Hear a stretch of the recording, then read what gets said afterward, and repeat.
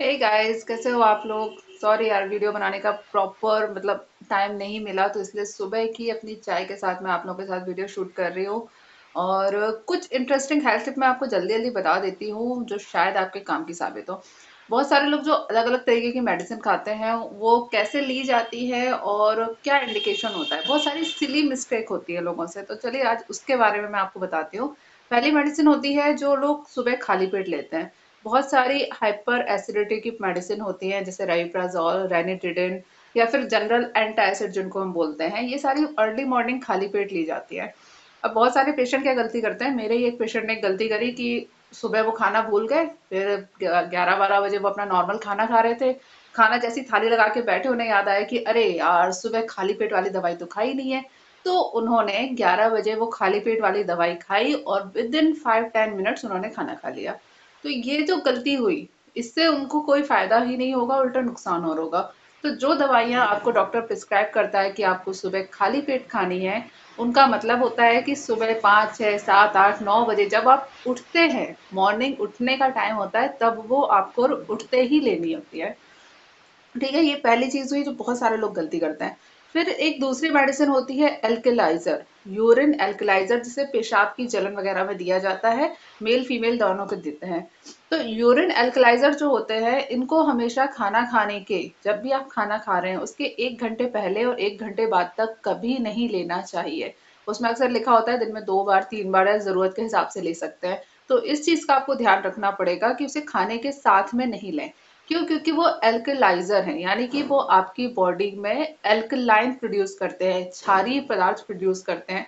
तो वो पहले स्टमक में क्षारीय पदार्थ आता है, फिर वो वहां से एब्जॉर्ब होता है, तो आपका ब्लड का जो पीएच है वो थोड़ा सा क्षारीय हो जाता है। और ब्लड का पीएच क्षारीय होने के बाद में आपके यूरिन का पीएच भी थोड़ा सा क्षारीय हो जाता है, जिसकी वजह से जो जलन हो रही है, जो एसिडिटी, वो क्या बर्निंग सेंसेशन हो रहा है, वो चीज खत्म हो जाती है। अब अगर आप इसे खाने के साथ में ले लेंगे, या गलती से आपने खाना खाने के आधे घंटे पहले ले लिया क्योंकि आपकी तबीयत बहुत खराब थी तो आपने ले लिया, या फिर खाना खाने के बाद ले लिया, तो क्या होगा, जो स्टमक में एसिड निकलना चाहिए वो क्षारीय हो जाएगा। तो जब चूंकि स्टमक में एसिड ही नहीं रहेगा, तो फिर आपको डाइजेशन की प्रॉब्लम हो जाएगी। फिर एक प्रॉब्लम सही करने जाएंगे तो वो तो सही होगी नहीं, उल्टा और स्टमक से रिलेटेड आपको प्रॉब्लम चालू हो जाएगी। तो ये एक इम्पॉर्टेंट चीज है। तीसरी चीज होती है जो मेडिसिन रात को सोने से पहले ली जाती है। अब ये दो अलग अलग टाइम होते हैं, रात का खाना खाने के बाद मेडिसिन लेना और सोने से पहले मेडिसिन लेना। ये दोनों अलग अलग टाइमिंग है।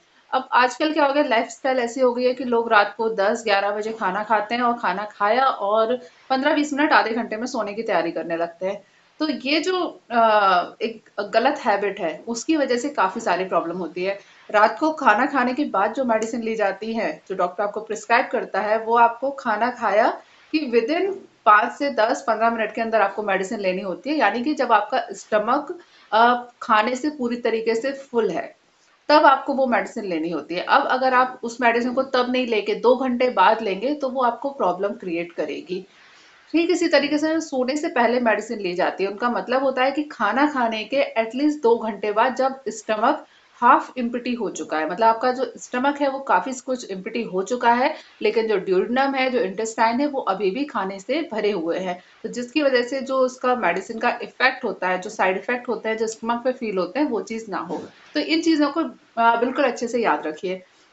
फिर आती है जो लोग डायबिटीज की, थायराइड की या बीपी के लिए जो रेगुलर मेडिसिन खाते हैं।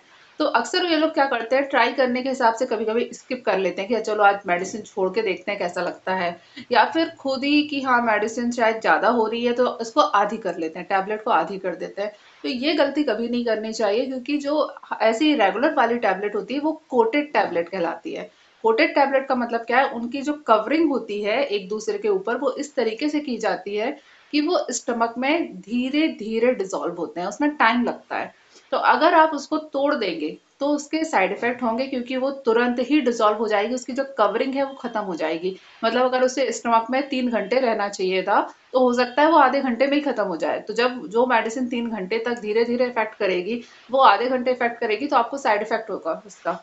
ठीक है, और दूसरी चीज ये है कि उस मेडिसिन को कभी भी स्किप नहीं किया जाता, मतलब ट्राई नहीं करना चाहिए कि आज चलो ट्राई करके देखते हैं बिना मेडिसिन के कैसा लगता है। आप ऐसा करेंगे तो उससे दिक्कत हो जाएगी। फिर एक आती है हार्मोनल टैबलेट जो अक्सर फीमेल लेती है अपना पीरियड को मेंटेन रखने के लिए।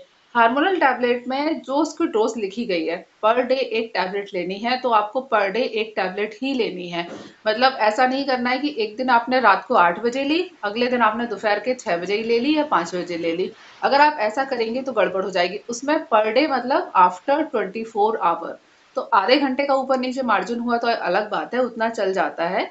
लेकिन अगर आपने बहुत ज़्यादा उसमें मार्जिन किया, मतलब कभी आपने 12 घंटे के अंदर से ही ले ली, कभी आपने 48 घंटे के अंदर से ले ली कि चलो यार, क्योंकि घड़ी के हिसाब से नहीं चलना है आपको कि आज तो 24 तारीख ही है ना, ली तो मैंने 24 तारीख को ही है ना, ऐसा नहीं होता है। अगर आपको 12 घंटे का अंतर रखना है मेडिसिन में तो 12 घंटे का अंतर रखना है, अगर आपको 24 घंटे का अंतर रखना है तो 24 घंटे का अंतर रखना है। तो इस तरीके से उन टैबलेट्स को लिया जाता है। तो आई होप ये सारी जानकारी आपके लिए काम की साबित हुई हो, क्योंकि हम सभी लोग कभी ना कभी मेडिसिन लेते हैं और डॉक्टर से परचेज करते समय या केमिस्ट से परचेज करते समय जनरली थोड़ा सा स्किप हो ही जाता है, पूछना भूल जाते हैं।